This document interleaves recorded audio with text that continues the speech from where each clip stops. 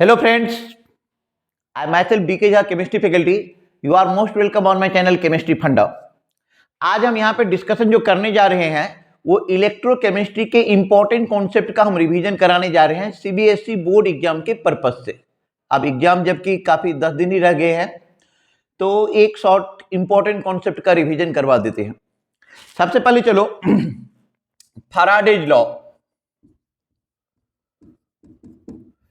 Faraday's law, इसमें first law है और सेकंड लॉ है।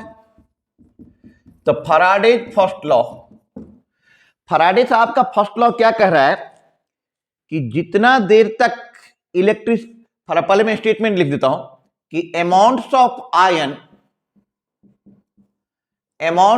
Ion deposited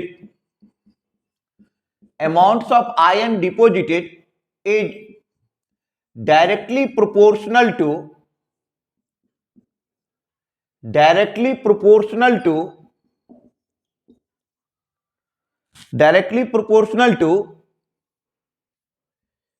charge passing through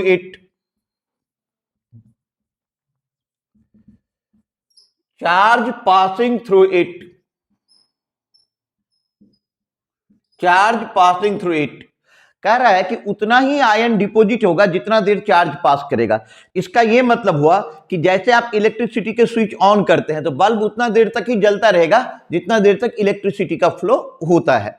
या आप जूसर मशीन से जूस निकाल रहे हैं तो जूस उसी अमाउंट में निकलेगा जितना देर तक इलेक्ट्रिसिटी का फ्लो होगा। तो फैराडे साहब का फर्स्ट लॉ यही बता रहा है कि amounts of ion deposited is directly proportional to charge passing through it. मतलब W is directly proportional to Q and W equal to ZQ। इसका मीनिंग क्या हो गया कि W हो गया आपका अमाउंट्स ऑफ आयन डिपोजिटेड, जितना आयन डिपोजिट हो रहा है, Q equal to charge passing. अच्छा, here Z is a constant called electrochemical equivalent।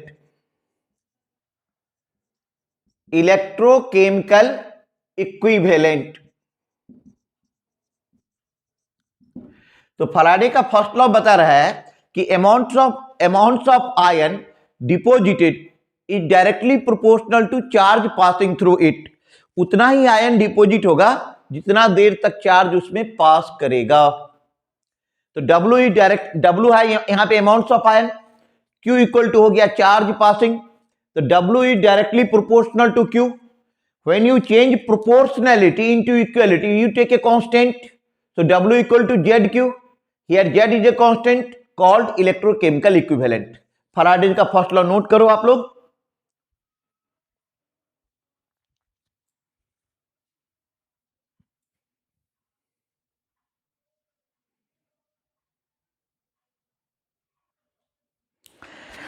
अब हम बात कर रहे हैं फैराडे का सेकेंड लॉ का।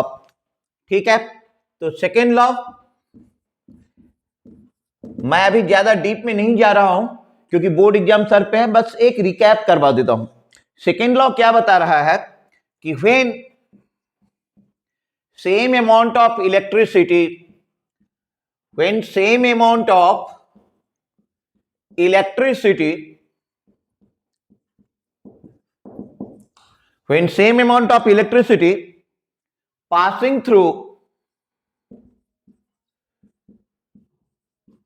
passing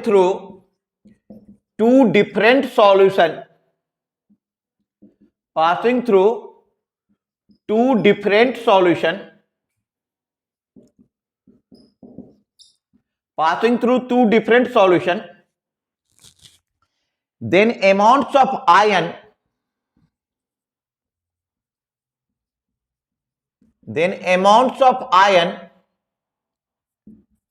deposited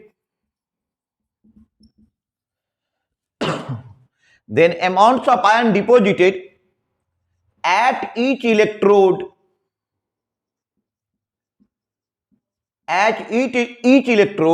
is proportional to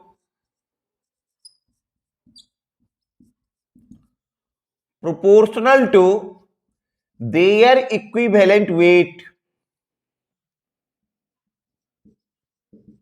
their equivalent weight, या इसको टेक्निकली बोला जा सकता है केमिकल इक्विवेलेंस,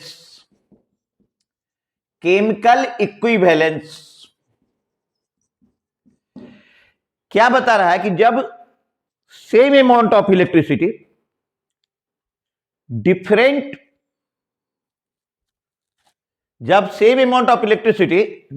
सॉल्यूशन से पास कर रहा है, तो जो मास डिपॉजिट होगा, जैसे कि मान लो, सपोज कर लो कि यहां पे कोई, समझने के लिए मैं बता रहा हूं कि सपोज कर लो जिंक सल्फेट का सॉल्यूशन है, कॉपर सल्फेट का सॉल्यूशन है, इसका अपना कैथोड होगा, इसका अपना एनोड होगा, इसका अपना कैथोड होगा, इसका अपना एनोड होगा, और मान लो इलेक्ट्रिसिटी में क्यू पास कर रहा है। तो जब same amount of electricity different solution से पास करेगा, when same amount of electricity passing through two different solution, then amounts of ion deposited at each electrode, हर एक के इलेक्ट्रोड पर, इलेक्ट्रोड मतलब कैथोड और एनोड, हर एक के इलेक्ट्रोड पर जो आयन डिपोजिट होगा वो अपने अपने इक्विवेलेंट वेट के प्रोपोर्शन में डिपोजिट होगा। दैट मीन्स कि आप बता सकते हो कि W1 is directly proportional to E1 and W2 is directly proportional to E2। तो यहां से आप ये भी बोल सकते हैं कि W1 upon W2 equal to E1 upon E2, W1 upon W2 equal to E1 upon E2। Note कर लें आप।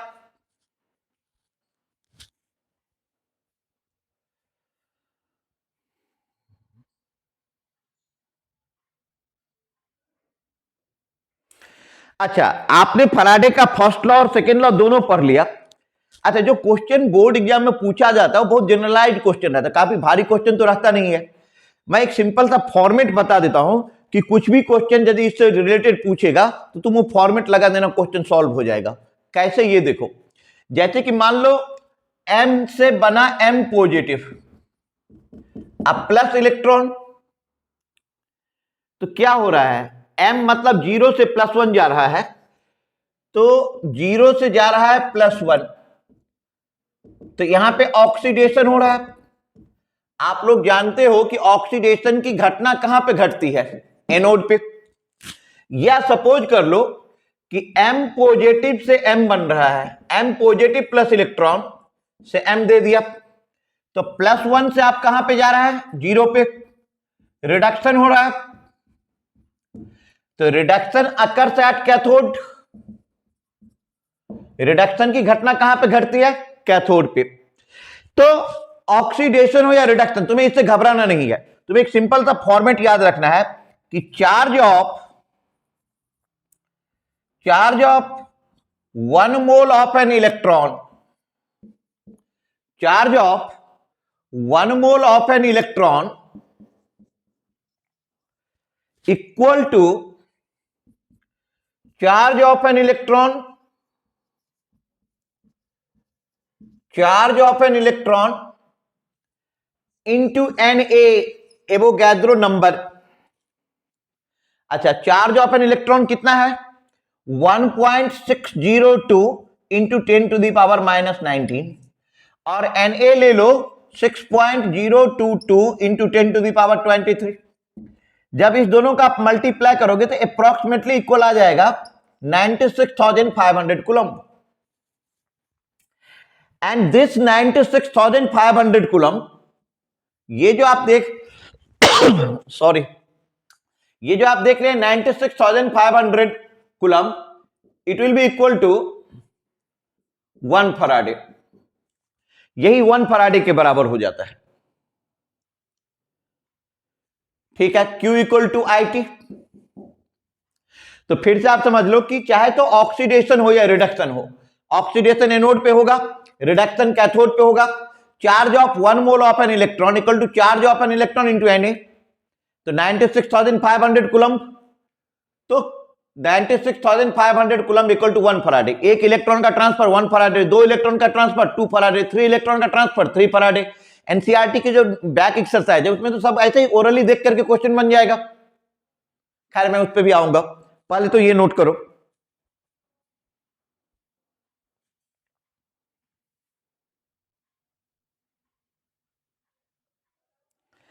अब हम बात कर रहे हैं नेक्स्ट इंपॉर्टेंट टॉपिक का, इसका नाम है कंडक्टेंस,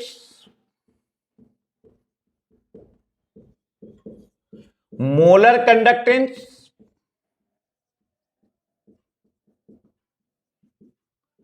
स्पेसिफिक कंडक्टेंस,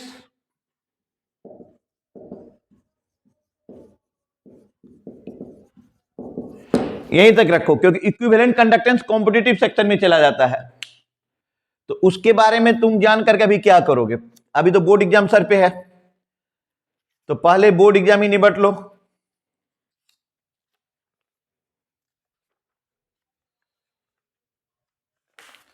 ठीक है,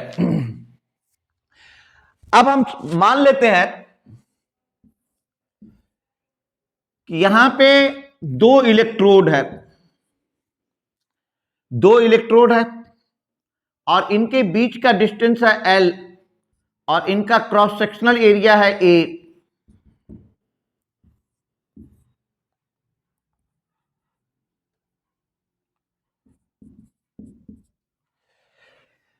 L इक्वल टू आप मान लो distance between two electrode, distance between two electrode.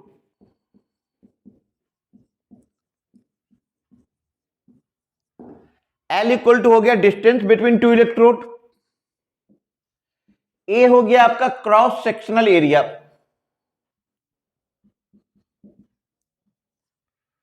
Cross sectional area. तो जो रेजिस्टेंस R है ये डायरेक्टली प्रोपोर्शनल हो जाएगा L का, R is directly proportional to L and R is inversely proportional to A। Resistance directly proportional होता है distance between electrode and inversely proportional होता है क्रॉस सेक्शनल एरिया का। Hence R is directly proportional to L by A, hence R equal to rho L by A, hence R equal to rho L by A। अच्छा यहां पे R का मतलब हो गया resistance,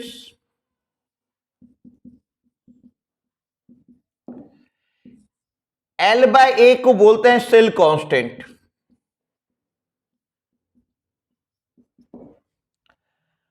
R equal to rho L by A।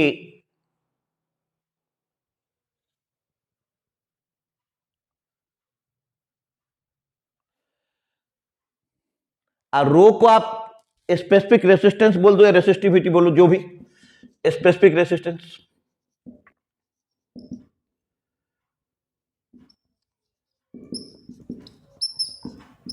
ये एक constant है, ये एक कांस्टेंट है।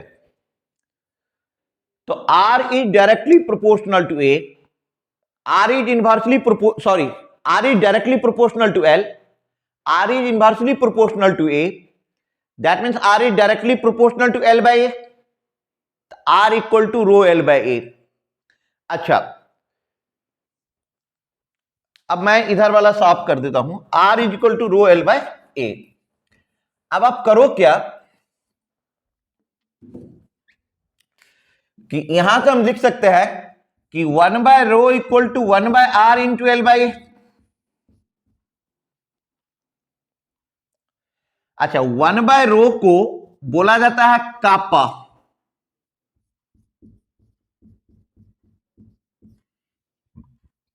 एनसीईआरटी में इसका नाम कंडक्टिविटी भी है, कंडक्टिविटी, या इसी को बोलते हैं स्पेसिफिक कंडक्टेंस, स्पेसिफिक कंडक्टेंस। और 1 बाय आर, आर रेसिस्टेंस है तो 1 बाय आर हो जाएगा conductance. conductance, hence kappa equal to conductance into cell constant, hence kappa equal to conductance into cell constant. तो फिर से आप देख लो कि L जो है तो डिस्टेंस बिटवीन टू इलेक्ट्रोड है, एक क्रॉस सेक्शनल एरिया है, जो रेसिस्टेंस R होता है वो डायरेक्टली प्रोपोर्शनल L का होता है और इनवर्सली प्रोपोर्शनल A का होता है. तो R is directly proportional to L by A, R equal to rho L by A, R equal to resistance L by A cell constant, rho resistivity या specific resistance. 1 by rho जो होता है that is called kappa and conductivity और specific resistance. R resistance है तो 1 bye are क्या हो जाएगा, कंडक्टेंस. तो kappa conductance into cell constant. Note down.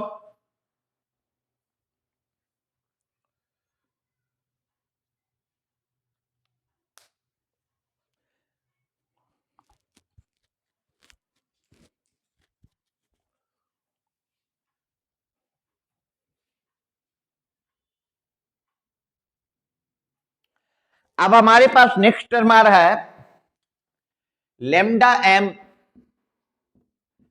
This is called molar conductance. Molar conductance. Lambda M molar conductance equal to होता है kappa into भी इन सीसी. सीसी का मतलब हो गया centimetre cube, and 1 centimetre cube equal to 1 millilitre.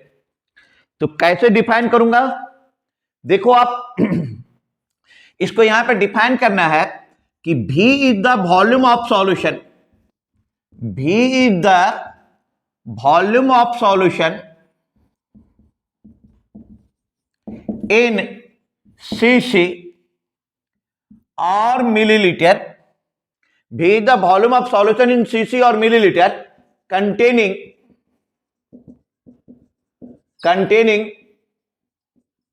1 mole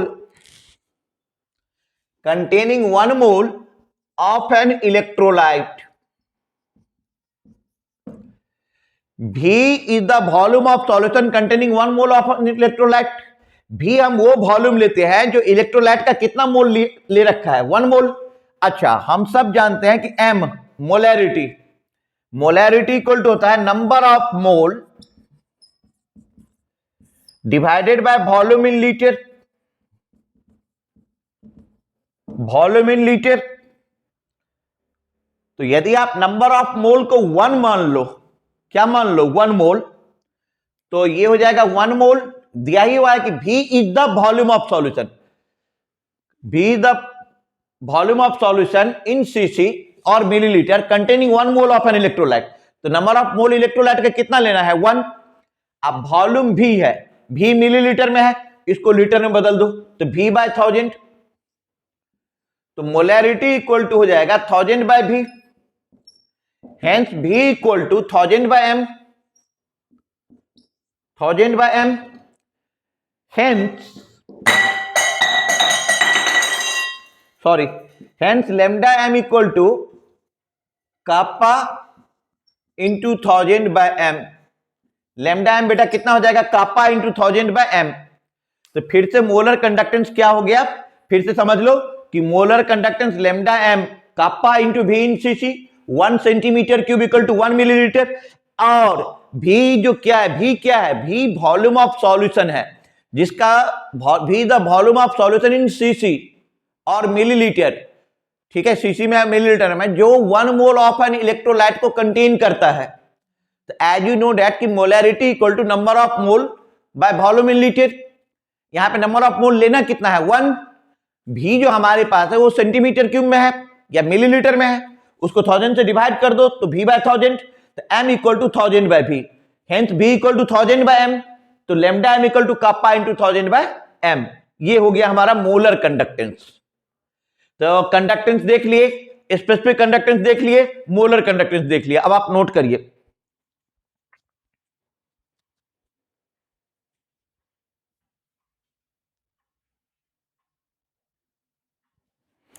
अच्छा, ये जो मोलर कंडक्टेंस है एक समझने वाली बात है कि मोलर कंडक्टेंस लेमडा एम, और इसके यदि हम वॉल्यूम के साथ वैरी करवाए तो वॉल्यूम भी बढ़ता जाएगा, तो लेमडा एम का वैल्यू बढ़ता जाएगा। फिर तुम एक ऐसा पॉइंट आएगा जिसके बाद आप वॉल्यूम कितना भी बढ़ाओ लेमडा एम के वैल्यू पे कोई फर्क नहीं पड़ेगा। ठीक है, तो ये जो पॉइंट हो जाएगा, ये हो जाएगा लेमडा एम नॉट, मतलब मोलर ये जो पॉइंट हो जाएगा कि मतलब डाइल्यूशन आप कितना भी कर दो लेमडा एम पे कोई फर्क पड़ ही नहीं रहा है मोलर कंडक्टेंस पे। दैट मीन्स कि ये हो गया molar conductance at infinite dilution. समझने के लिए मैं ले रहा हूं कि molar conductance at infinite dilution.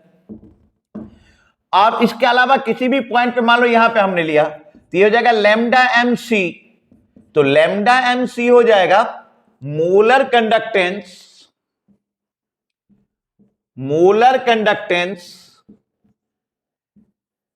Eight any concentration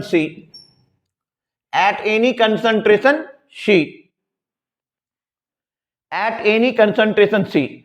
अच्छा, इसके साथ में एक बात और बता देता हूं, बहुत डीप में नहीं जाऊंगा, कि लेमडा एम और अंडर रूट सी इसका जब वेरिएशन होता है तुम देखना कि एक स्ट्रेट लाइन आता है और एक इस टाइप का लाइन आता है। ये होता है मान लो KCl, ये है CH3COOH, ये स्ट्रॉन्ग इलेक्ट्रोलाइट है,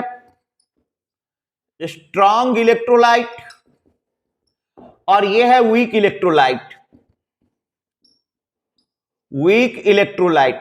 मैं यहां पे समझा देता हूं, पॉइंट तुम लोगों को लिखा होगा कॉपी में या रेगुलर क्लास में से देख लेना। होता क्या है कि रूट सी ये कंसंट्रेशन है, जब आप लेफ्ट से राइट की तरफ जा रहे हो दिखाई दे रहा है बोर्ड? हाँ दिख रहा है। जब आप लेफ्ट से राइट की तरफ जा रहे हो तो कंसंट्रेशन बढ़ रहा है, ठीक है। और जब आप राइट से लेफ्ट की तरफ आ रहे हो तो कंसंट्रेशन कम हो रहा है। कंसंट्रेशन कम हो रहा है का मतलब क्या कि डाइल्यूशन बढ़ रहा है।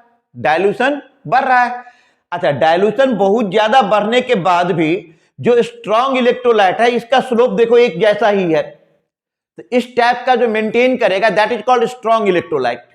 लेकिन ऐसा इलेक्ट्रोलाइट जो डाइल्यूशन बढ़ने के साथ स्टीपली इंक्रीज कर जाए, देखो ना यहां पे स्टीपली इंक्रीज हो रहा है, तो यदि ऐसा इलेक्ट्रोलाइट जो डाइल्यूशन के साथ स्टीपली इंक्रीज कर जाए that is called weak electrolyte. ये स्ट्रॉन्ग और वीक का मतलब वेरिएशन है। डिटेल के लिए तुम एनसीईआरटी को रीड कर लेना, मैं एकदम एक अभी वन शॉट में समझा दिया हूं कि जैसे जैसे हम नीचे आएंगे एकदम पीछे आते जा रहे हैं तो रूट सी का वैल्यू कम होते जा रहा है, कंसंट्रेशन कम हो रहा है। दैट मींस व्हाट कि dilution increases, as dilution increases KCl का स्लोप देखो कोई फर्क नहीं पड़ रहा है। तो जिसके स्लोप पे डाइल्यूशन बढ़ने के साथ भी कोई खास डिफरेंस देखने को नहीं मिल रहा, that is called strong electrolyte. But अब यहां पे डाइल्यूशन बढ़ा, इंक्रीजिंग डाइल्यूशन, तो इसका जो लेमडा एम है मोलर कंडक्टेंस ये देखो स्टीपली इंक्रीज कर रहा है, मतलब ये हो गया वीक इलेक्ट्रोलाइट। क्या हो गया? Weak electrolyte. Is it clear और not? Is it clear? Okay, right down.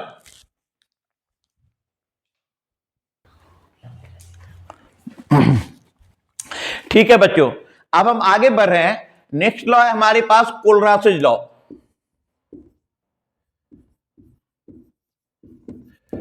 कोलरासेज law क्या कह रहा है कि at infinite dilution,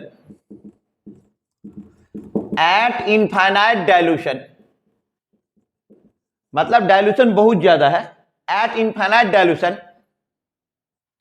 molar conductance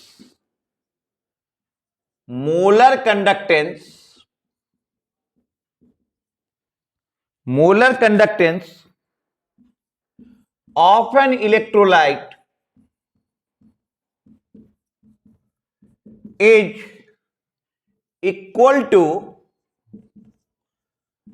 sum of their ionic conductance।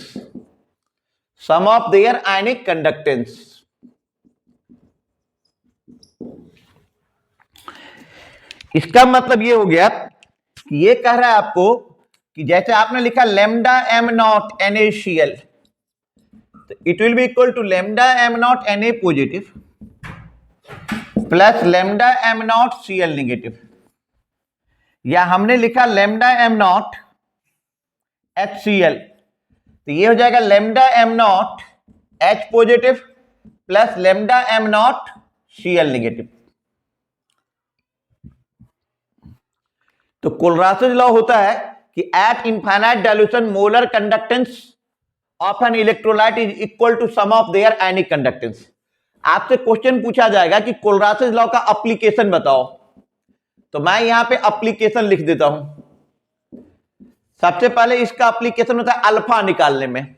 Alpha क्या है? Degree of ionisation, degree of ionisation. Alpha होता है बेटा डिग्री ऑफ आयनोजेशन, तो alpha equal to lambda M C by lambda M not. इसका मतलब हो गया कि मोलर कंडक्टेंस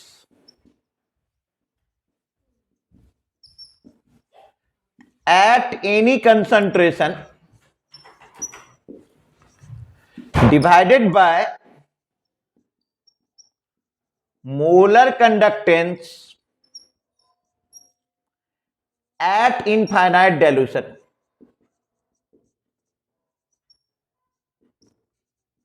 इनफाइनाइट डाइल्यूशन,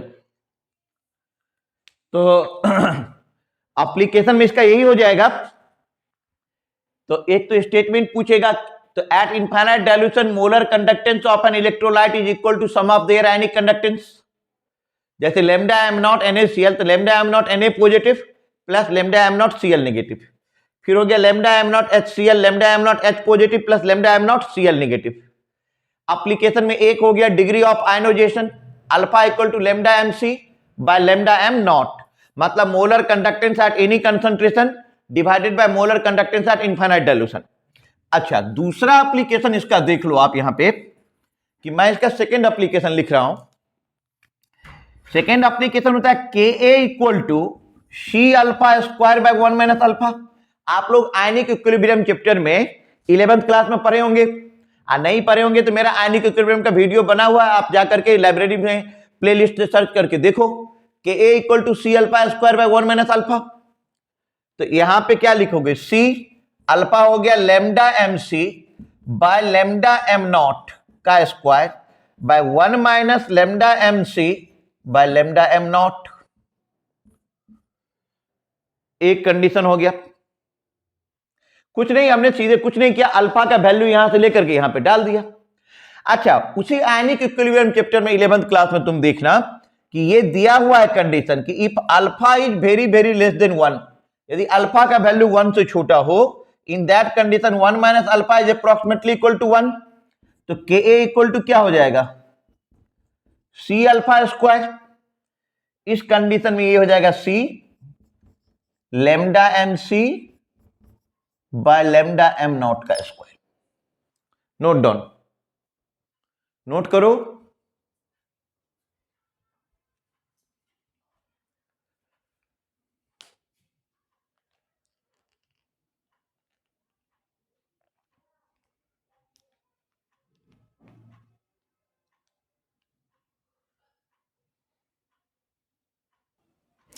अच्छा, कोलरासेज लॉ पे ये दो एप्लीकेशन हो गया।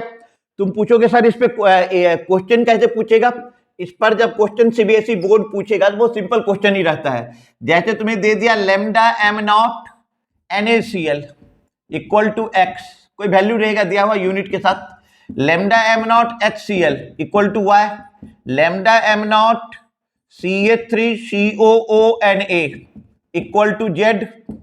तो आपसे पूछा जाएगा कि lambda M naught CH3COOH equal to what. आप इसका वैल्यू निकालो इस डेटा के हिसाब से, आपको निकालना है, सिंपल क्वेश्चन है। मैं बता देता हूं यहां पे कि लैम्डा एम नॉट CH3COOH, ये हो जाएगा lambda M not CH3COO minus plus lambda M not H plus. ये लिख सकते हो ना? हाँ या ना? बिल्कुल। अब इन डेटा के हिसाब से आपको उसका आंसर लाना है। तो आप करो क्या कि lambda M naught N A positive add कर दो, lambda M naught N A positive minus कर दो, फिर आप करो क्या कि lambda M naught C L negative add कर दो, lambda M naught C L negative minus कर दो। अब थोड़ा सा कॉमन सेंस लगाओ, क्या लगाओगे? देखो ये दोनों को एक साथ ऐड कर दो, ये हो जाएगा lambda M C H three C O O N A होगा, और ये H प्लस और ये Cl माइनस, इसको लिख लो lambda M not HCl minus, इस दोनों माइनस वाले को एक साथ ले लो, लेमडा एम नॉट NaCl। लिख सकते हैं? बिल्कुल लिख सकते हैं। तो CH3COONA, इसका वैल्यू देखो यहां पे कितना दिया हुआ है Z, HCl का वैल्यू कितना है Y, तो Z plus Y minus X answer. इसी टाइप का क्वेश्चन पूछेगा, बहुत तो बहुत BaCl2 MgCl2 CaSO4 कुछ ऐसा कर देगा। It's so simple. तो वीडियो को ज्यादा लंबा नहीं बनाऊंगा आज, क्योंकि इलेक्ट्रोकेमिस्ट्री का जितना मेन इंपॉर्टेंट टॉपिक था ये तो मैंने कर दिया। अब कुछ और जैसे कि करना है कि नर्स्ट इक्वेशन क्या है, गैल्वानिक सेल क्या है, उसका वेरिएशन क्या है, कंसंट्रेशन क्या है, तो वो अगले लेक्चर में बना दूंगा, क्योंकि अभी एग्जाम नजदीक है तो ज्यादा बड़ा वीडियो नहीं चल पाएगा। ठीक है, तुम लोगों के पास भी टाइम कम है तो फटाफट शॉर्टली इसको रिवाइज करो। Thank you for nice cooperation, sorry for disturbance. Classes will be continued according to schedule. Okay, bye bye, go and enjoy.